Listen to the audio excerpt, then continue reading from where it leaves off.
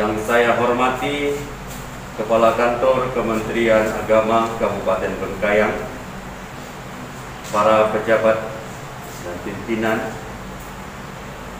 kasih dan penyelenggara di lingkungan Kementerian Agama Kabupaten Bengkayang, para siswa-siswi agama Katolik tingkat sekolah menengah pertama, seluruh peserta yang telah hadir pada saat ini, serta semua teman anggota panitia, Romo sebagai pemateri narasumber yang telah hadir di tengah-tengah kita yang saya hormati, seluruh hadirin yang berbahagia. Selamat pagi dan salam damai sejahtera untuk kita semua. Adil Katalino Bacuramin Kasaruga Kasengat Kajubata. Latar belakang kegiatan adalah siswa agama Katolik semakin meningkatkan pemahaman siapakah Yesus, dan dengan teladan Yesus, kualitas belajar dan semangat moderasi beragama di sekolah semakin nyata untuk membangun persaudaraan, perdamaian, dan hidup berdampingan dengan sesama.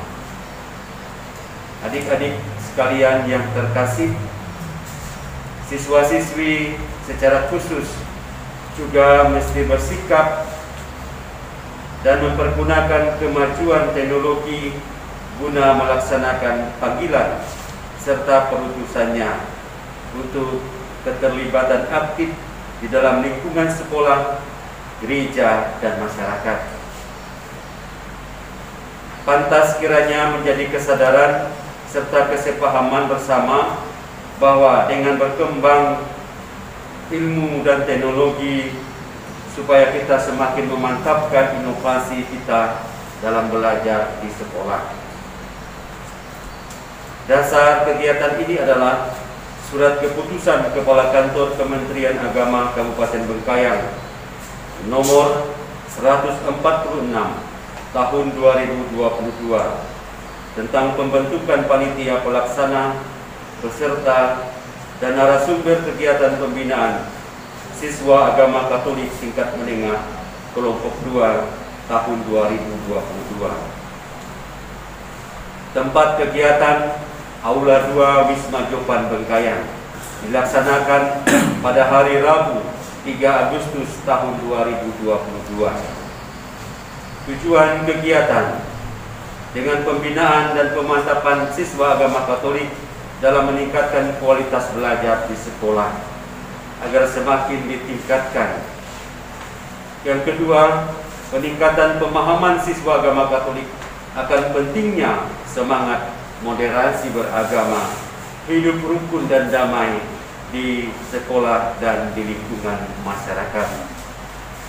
Yang ketiga, agar para siswa diberdayakan untuk membangun kerjasama, kekompakan, dan saling mendukung satu sama lain untuk berkembang dengan menampilkan karya-karya bersama sesuai dengan semangat dan hukum cinta kasih Yesus Kristus, mencintai semua orang. Peserta kegiatan pembinaan siswa agama Katolik ini berjumlah 40 orang. Yang pertama, siswa dari SMP 1 Bengkayang sebanyak 8 orang. Yang kedua, siswa SMP Negeri 2 Bengkayang sebanyak 8 orang. Yang ketiga, siswa SMP Negeri 3 Bengkayang sebanyak 8 orang. Yang keempat, siswa SMP Negeri 1 Lumar sebanyak 8 orang. Dan yang kelima, SMP Santa Tarsisia Bengkayang sebanyak 8 orang. Jadi semua peserta yang seharusnya hadir pada pagi hari ini 40 orang. Tadi ada informasi berhalangan 1 orang dan nanti akan datang karena ada situasi keluarga. Tema kegiatan adalah Jesus My Close Friend, Yesus Sahabatku. Dengan pembinaan siswa Katolik sekolah menengah pertama, kita tingkatkan kualitas belajar di sekolah dan moderasi umat beragama. Kegiatan ini dilaksanakan oleh Kantor Kementerian Agama Kabupaten Bengkayang, Program Seksi Bimbingan Masyarakat Katolik.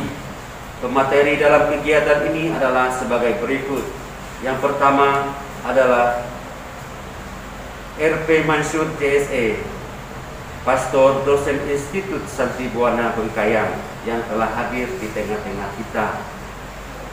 Yang kedua adalah Romo Albert CSE, Pastor Dosen di STT Bandul dan Pastor Kepala Paroki Simpang 3 Kabupaten Landap, dengan tema menurut kamu siapakah aku ini, diambil dari Markus, Injil Markus bab 9 ayat 2 sampai 13. Pendanaan kegiatan pembinaan siswa Katolik tingkat menengah kelompok 2 ini dibebankan kepada DIPA tahun anggaran 2022, Kepala Seksi Bimbingan Masyarakat Katolik, Kantor Kementerian Agama Kabupaten Bengkayang.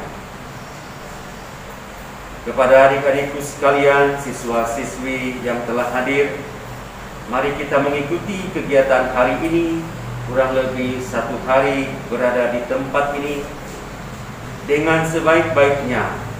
Semoga dapat membawa pencerahan kepada kita semua dalam melaksanakan tugas belajar dan fungsi kita sebagai siswa di sekolah, dan semakin meningkatkan keterlibatan kita dalam hidup menggereja.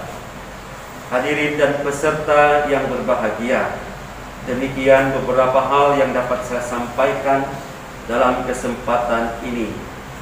Akhirnya kami mohon Bapak Kepala Kantor Kementerian Agama Kabupaten Bengkayang memberi arahan bagi kita semua dalam kegiatan ini, dan sekaligus nanti untuk membuka secara resmi kegiatan pembinaan siswa Katolik tingkat menengah kelompok kedua saat ini. Terima kasih atas perhatian, kerjasama dan partisipasinya. Mohon maaf atas segala kekurangan kami selaku panitia.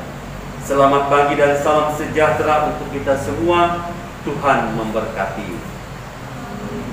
Adil Katalino, Bacuramin Kasaruga, Pasengat Kacupata. Terima kasih.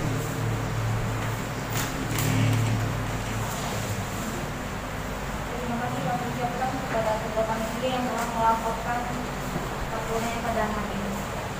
Selanjutnya, pengarahan sekaligus membuka acara kegiatan pembinaan siswa Katolik tingkat menengah kelompok 2 di Bengkayang secara resmi oleh Kepala Kantor Kementerian Agama Kabupaten Bengkayang kepada Bapak Haji dan Sekjen Agama. Silakan. Terima kasih atas kesempatan yang diberikan. Assalamualaikum warahmatullahi wabarakatuh.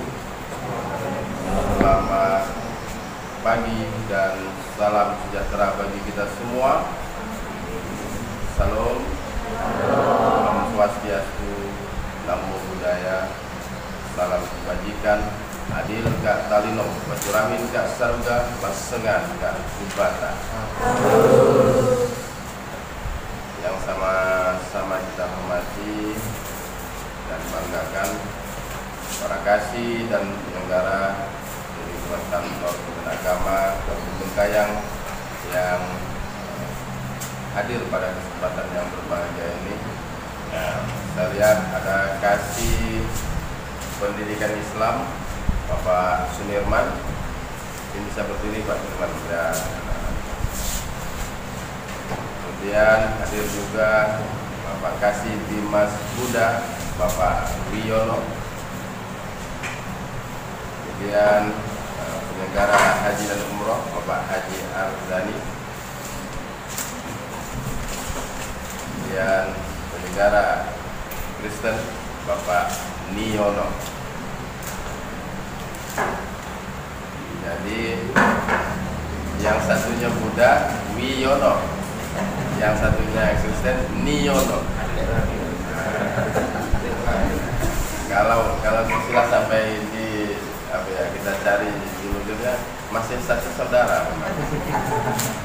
Saudaranya keturunan Nabi Adam.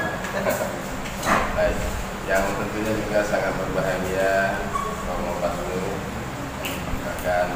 Terima kasih sudah untuk dosen kalian hari ini tetap setia membersamai kita. Dan tentunya hari ini yang juga sangat berbahagia, Bapak Kasih Dimas Katolik, Bapak Nandar Dinata, dan juga sekaligus sebagai Ketua Panitia dan segenap panitia pelaksana yang sudah bekerja keras untuk menyiapkan acara kita pada hari ini.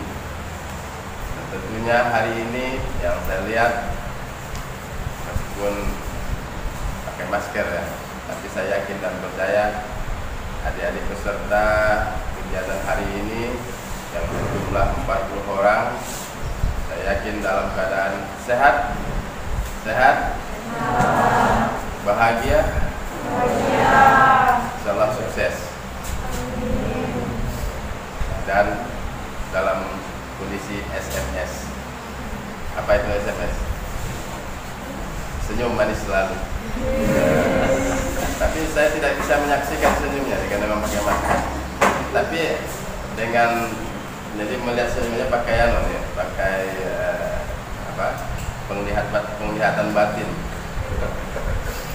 Kalau zahirnya tidak kelihatan pakai masker, tapi kalau batinnya saya yakin dalam kondisi SMS senyum manis selalu.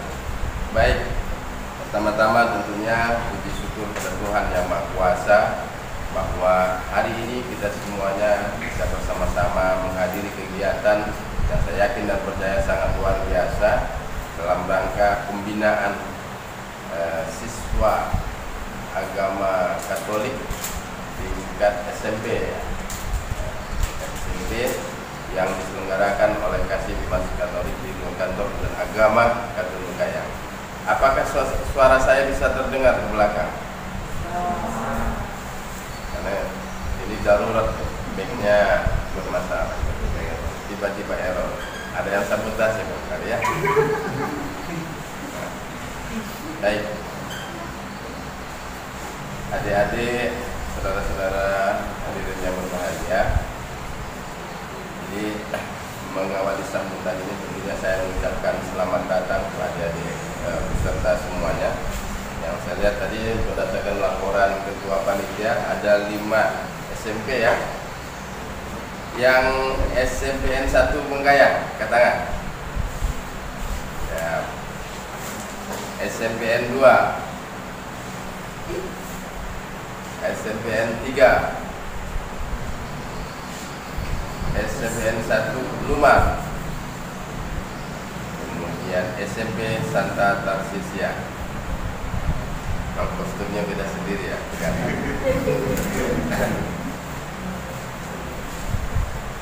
Baik, pada kesempatan sambutan ini ada beberapa hal yang ingin kami sampaikan pada kita semua dan tentunya adik-adik peserta kegiatan ini. Yang pertama, pentingnya menguatkan nasionalisme, menguatkan paham kebangsaan, ya kan? Jadi dalam bahasa sekarang ini NKRI harga mati, Negara Kesatuan Republik Indonesia itu harga mati, Pancasila sudah final. Itu menjadi dasar ideologi kita dalam berbangsa dan bernegara. Sebagai orang yang beragama, yang beriman, taat kepada Tuhan, maka semestinya, seharusnya ketaatan kita senada dengan semangat nasionalisme. Karena ketika orang meyakini agamanya, di saat yang sama dia harus juga tumbuh memiliki rasa nasionalisme, bangga Indonesia sebagai bangsa dan negara. Karena kita dapati, barangkali mungkin adik-adik pernah membaca, pernah melintas di media sosial, beberapa orang sudah tidak kuat lagi nasionalismenya, akan mudah untuk dihancurkan negara. Betapa banyak negara ya di luar dan Indonesia, negaranya hancur. Karena di dalam dirinya tidak ada semangat nasionalisme. Dia tidak peduli negaranya mau dirongrong, karena di dalam hatinya tidak ada negara. Bagi kita bangsa Indonesia, rakyat Indonesia harus meyakini bahwa ketika kita taat beragama, yakin dengan agama kita, di saat yang sama kita juga harus membangun semangat penguatan paham kebangsaan atau nasionalisme, cinta tanah air. Dua sisi mata uang yang tidak bisa dipisahkan. Dua sisi mata uang yang tidak bisa dipisahkan. Memang bisa dipisahkan mata uang sisinya, kira-kira. Tidak bisa kan? Ambil koin saja, tidak bisa. Nah, begitulah gambarannya antara keagamaan dengan keindonesiaan. Dua sisi mata uang yang tidak bisa dipisahkan dalam diri kita sebagai bangsa Indonesia, sebagai rakyat. Ya, adik-adik dan kita semua yang ada di ruangan ini harus punya pemahaman yang seperti itu. Ketika negara kita diserang, misalnya, bisa digempur, ya, gempurannya sekarang ini tidak cuma pakai senjata ya, dengan ekonomi. Wah, kita dikasih hutang sebanyak-banyaknya, tidak mampu hutang, akhirnya negara kita jual. Berarti tidak berdaulat loh. Misal itu contoh. Ya, tapi tidak ada negara yang tidak berhutang, pasti ada. Tapi jangan sampai harga bangsa ini digadaikan untuk kepentingan sekelompok orang, segelintir orang.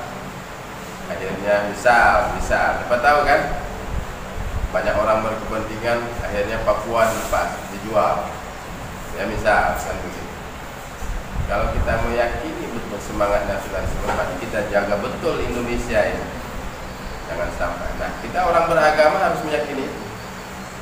Tidak bisa dipisahkan itu antara ketaatan kita dalam beragama.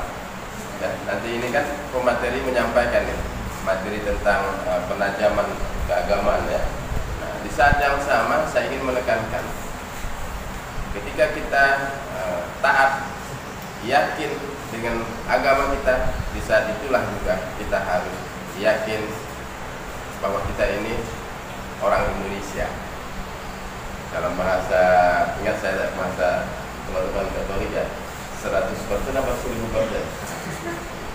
Ya, 100% Katolik, 100% Indonesia. Sepakat ya? Sepakat, harus sepakat. Jadi ya, tidak bisa dipisahkan dua sisi mata uang antara keagamaan ya, antara kita misalnya ini bisa di forum ini kan situasi agama Katolik. Jadi adik-adik yang beragama Katolik taat dengan agamanya, sekaligus juga tumbuh semangat nasionalismenya, cinta tanah airnya yang luar biasa. Itu harus sejak dini harus ditanamkan. Bangga sebagai bangsa Indonesia. Meskipun kadang ada bahasa-bahasa yang melecehkan bangsa kita, ya kan? Menganggap bangsa kita ini rendah, pemalas, apalagi banyaklah.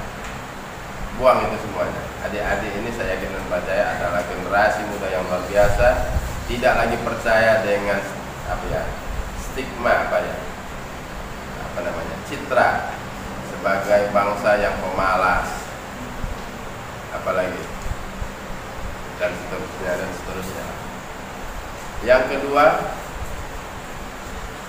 tumbuhkan semangat toleransi, karena itu yang akan dapat menjadikan bangsa ini terjaga dengan baik. Kita ini bangsa yang luar biasa, bangsa yang sangat heterogen, majemuk dari segi bahasa, suku, bahkan agama. Di Indonesia ini kan sudah ada 6 agama yang secara resmi lah, katakan begitu. Islam, Kristen, Katolik, Hindu, Buddha, Konghucu. Ya, jadi itu semuanya diakui dan dilindungi oleh negara.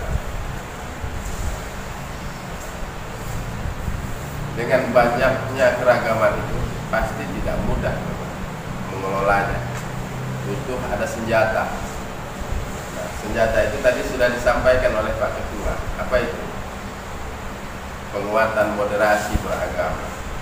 Beragama yang menyejukkan, beragama yang mendamaikan, beragama yang bisa saling menghargai satu sama lain. Itu moderasi beragama, mengambil sikap yang tengah-tengah, tidak ekstrim,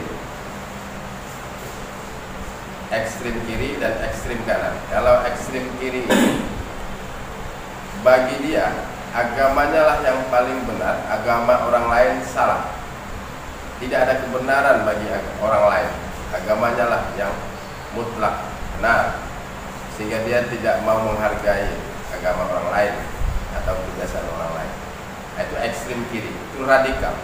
Kita tidak menginginkan itu, ya kan? Jadi kita beragama tapi kita tidak menghargai pemeluk agama lain, itu radikal.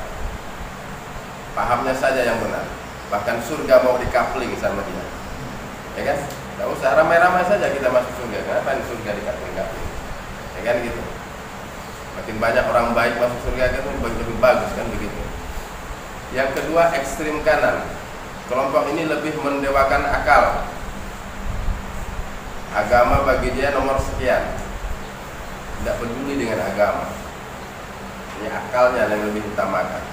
Makanya orang seperti ini berbahaya. Kalau dia memiliki ilmu, ilmunya digunakan untuk kejahatan, ya kan? Mungkin dalam pikirannya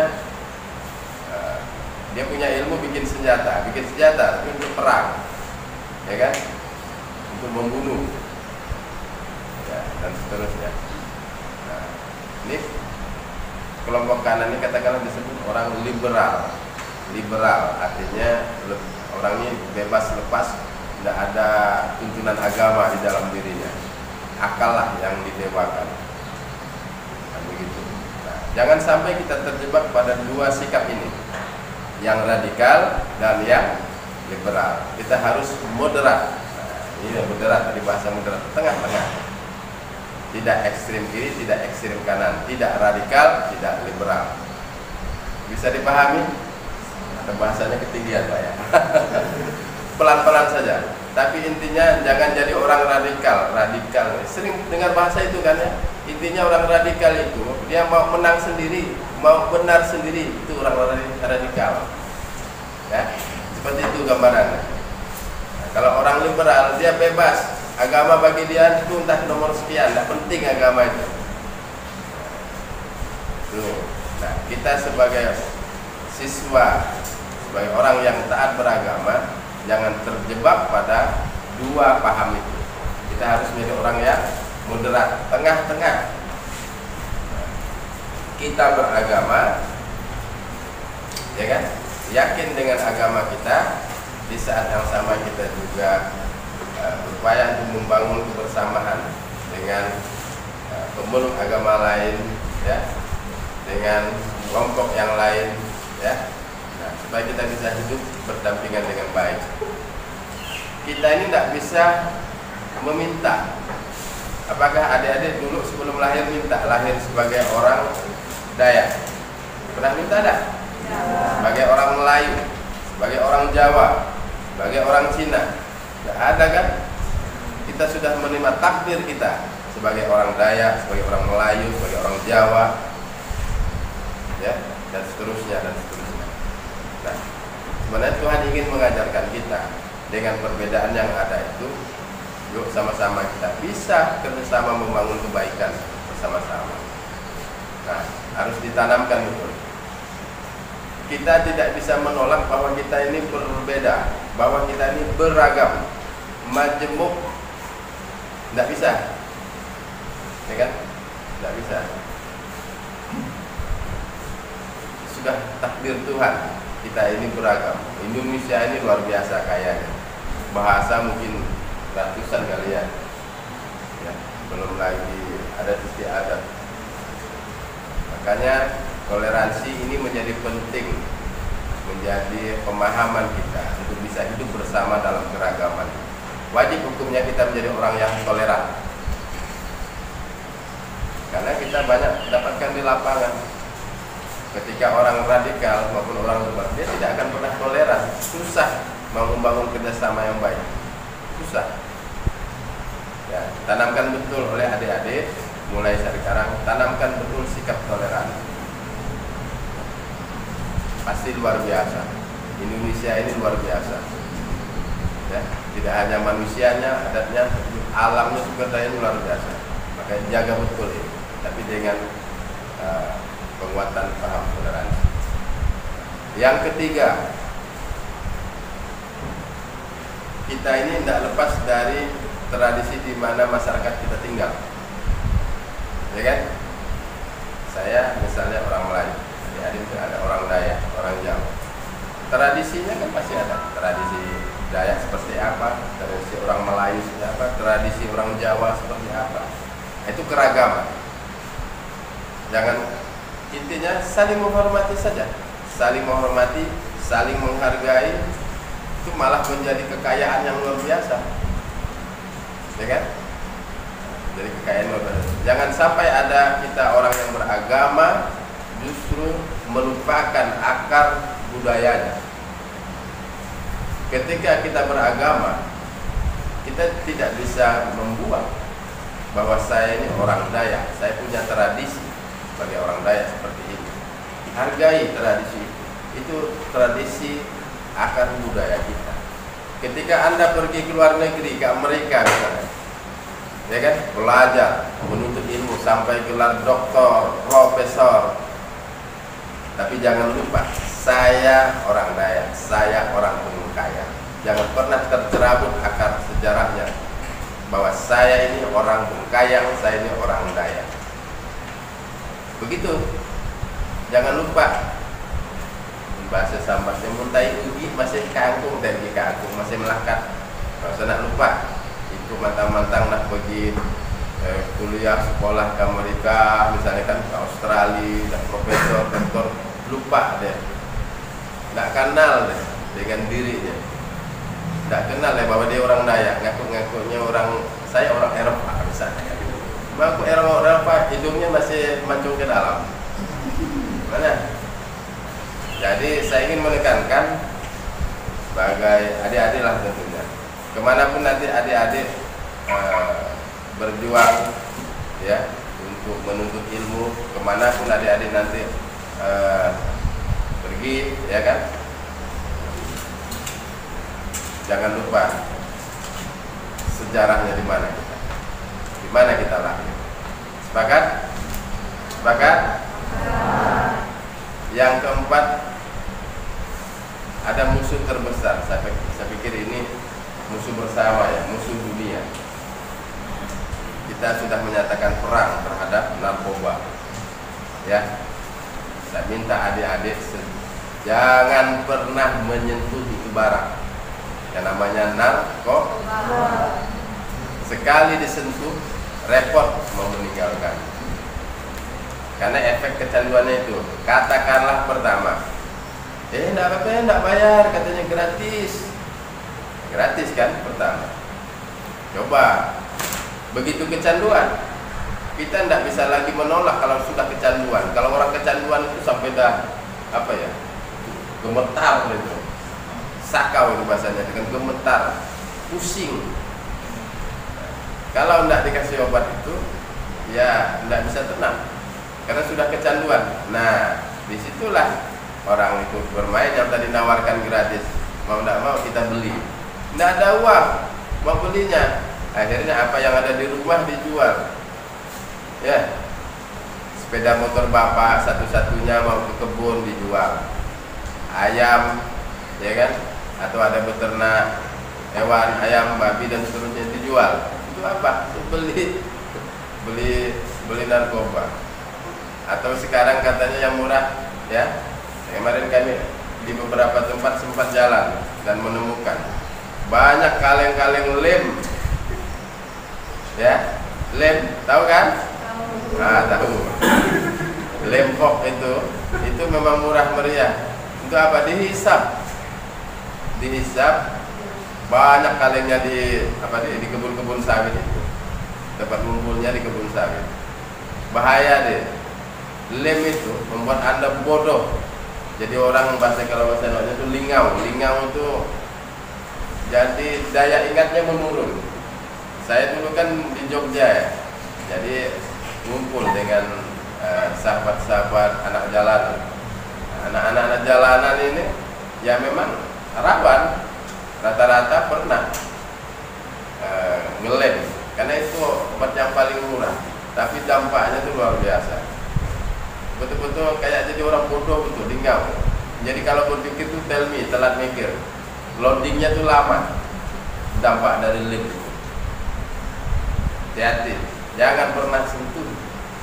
Ya, awalnya ngikut kawan kan, dikasih kawan, lama-lama karena dah kecanduan akhirnya beli sendiri. Sekarang sangat mudah. Sekarang kita akses untuk apapun sekarang mudah. Dulu kita mau mendapatkan itu keluar rumah. Sekarang kan tidak lagi.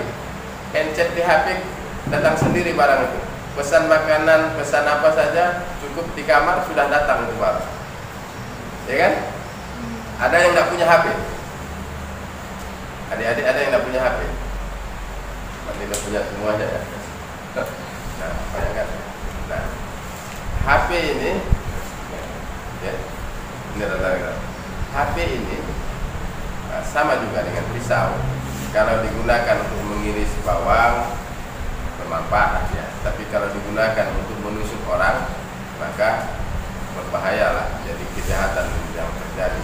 Sama juga HP, banyak nilai-nilai positif yang bisa kita dapatkan dari HP itu, tapi di saat yang sama kita juga menghadapi tantangan, ada juga hal-hal yang negatif dari HP.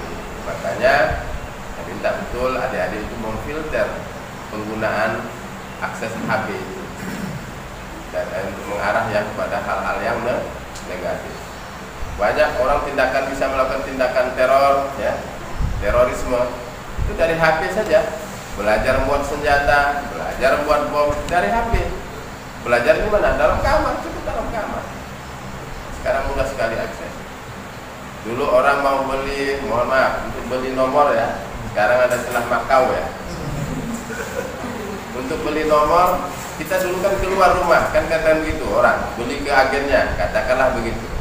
Ya saya informasi saja, saya tidak pernah apa itu, tidak paham saya. Nah, sekarang lewat HP bisa mengakses, punya akun lagi. Yang tidak punya akun bisa minjam akun kawannya, mau beli nomor Makau. Sekarang itu salah satu juga merusak mental kita, ya. Makanya mental pekerja kita, mental mau jadi orang sukses tidak ada di situ. Orang-orang sukses di dunia ini seperti Bill Gates, kemudian siapa itu yang punya ini, yang bikin roket apa itu siapa? Lupa saya. Ada yang tahu? Ada pengusaha besar dunia ini yang suka bikin roket. Apa dia beli Makau? Nggak ada, beli Makau. Ada. Semuanya dengan kerja keras, dengan ilmu, pengetahuan, belajar, sekolah. Makanya adik-adik saya minta, ini kan udah kelas 3 ya, lanjut sekolahnya, jangan putus. Loh, kenapa berhenti sekolah? Mau kawin Pak? Kawin. Jangan dulu mikir itu, sekolah dulu. Sekolah, tuntut ilmu tinggi-tinggi. Orang pengkayang harus punya ilmu pendidikan tinggi. Saya yakin dan percaya yang ada di ruangan ini, kita tidak tahu nanti ke depan ada yang jadi bupati Bengkayang atau jadi bupati di mana. Ya bisa saja kan. Pak, saya lapor, saya mau jadi bupati Landak. Landak. Orang boleh, siapa yang larang? Tidak ada. Jadi anggota dewan, jadi pastor seperti beliau, ya tergantung nanti bagaimana perjalanan saya. Tapi kuncinya tuntut ilmu, belajar, sekolah, jangan sampai berhenti, lanjut, bahkan sampai jadi profesor, doktor dan seterusnya. Saya yakin dan percaya, siapa tahu nanti adik-adik di ruangan ini ada yang pergi ke luar negeri. Kita saja tidak pernah masih ke Amerika. Adik-adik mungkin tidak pernah pergi ke Amerika, pergi sekolah. Ada beasiswa Pak katanya, beasiswa kuliah di luar negeri. Di mana? Di Amerika, di mana? Di Australia, di mana? Di Jepang, dan seterusnya. Sekarang banyak beasiswa. Kuncinya satu, berprestasi. Biasanya beasiswa itu akan terbuka. Cuma beasiswa biasanya kan diberikan kepada mereka yang berprestasi. Kejar itu. Kalau dulu zaman kita sekolah susah, tidak ada, payah cari beasiswa. Saya ingat betul waktu saya kuliah saja dapat beasiswa, itu pun kita memang sangat terbatas.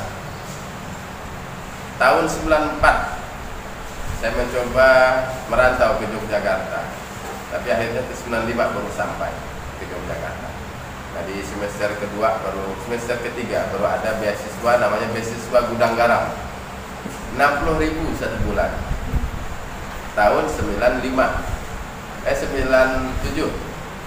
tahun 97 beasiswa Gudang Garam 60.000 sebulan, lumayan. Karena waktu itu makan baru 400 rupiah, makan pakai telur 400 rupiah dulu di Jogja tahun 97. Nah, jadi kalau uang 60.000 udah lebih, makan 30.000 sudah cukup sebulan makannya, atau beli buku-buku ya Pak. Artinya begitulah waktu itu. Nah, sekarang saya lihat beasiswa udah luar biasa. SPP-nya, ya kan, semesternya, biaya kehidupannya, ada yang beasiswa penuh seperti itu ya Pak Pastor ya. Makanya silakan cari informasi, siapa tahu nanti bisa sekolah lanjut lewat beasiswa. Biasanya kan di kepastoran ada ya beasiswa dari keuskupan dan seterusnya. Jadi saya minta adik-adik yang ada di ruangan ini kejar prestasinya, kejar cita-citanya setinggi mungkin. Saya yakin dan percaya Anda adalah orang-orang pilihan, orang-orang yang luar biasa, ya. Dan saya yakin pasti sukses di masa yang akan datang. Amin. Baik, akhirnya dengan memohon rahmat Tuhan Yang Maha Kuasa, kegiatan pembinaan siswa agama Katolik tingkat menengah pertama SMP yang dilaksanakan oleh seksi Bimas Katolik di lingkungan kantor Kementerian Agama Kabupaten Pengkayang hari Rabu tanggal 3 Agustus 2022 dengan tema Yesus My Close Friend, Yesus sahabatku, dan subtema dengan pembinaan siswa agama Katolik sekolah menengah pertama, kita tingkatkan kualitas belajar dan moderasi beragama di sekolah. Secara resmi saya nyatakan dibuka.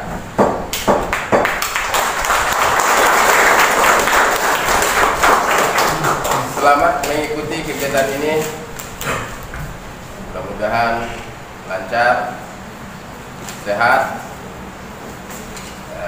dan pasti mendapatkan ilmu yang bermanfaat dari narasumber nantinya. Dari kami, ikan sepat di gulai nyaman, ayam selasih dicari orang. Mohon maaf atas segala kekurangan. Terima kasih atas segala perhatian. Assalamualaikum warahmatullahi wabarakatuh. Selamat pagi dan salam sejahtera bagi kita semua. Salam, Om Swastiastu, Namo Buddhaya, salam kebajikan, adil kah talido, bacuramin kah sarga, basengat kah ibadah.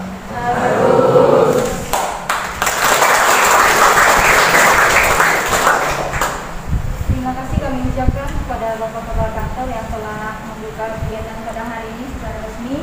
Saya akan membawakan Bapak makan nasi, lauknya ikan, dikasih kerupuk, rasanya gurih. Tak lupa kami ucapkan beribu-ribu terima kasih.